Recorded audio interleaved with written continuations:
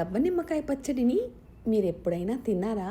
ఇది నోటికి పుల్ల పుల్లగా, తీయగా, కాస్త ఒగరుగా ఎంతో రుచిగా ఉంటుంది.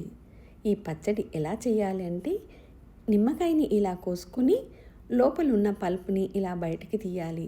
దాని లోపల ఉన్న గింజలన్నిటినీ తీసేయాలి. మోసంబిని మనం ఒలుచుకుంటామే, అలా తొనలు తొనలుగా ఒలుచుకోవాలి.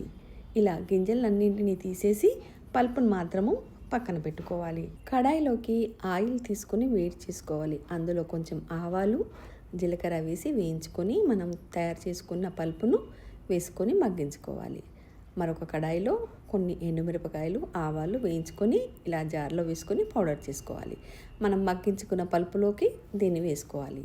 రుచికి సరిపడినంతగా ఉప్పును, ఆ తర్వాత కొంచెం అల్లం వెల్లుల్లి పేస్టును, కరివేపాకును, కొంచెం బెల్లం పొడిని వేసుకొని మగ్గించుకోవాలి. ఎంతో రుచికరమైన పచ్చడి రెడీ.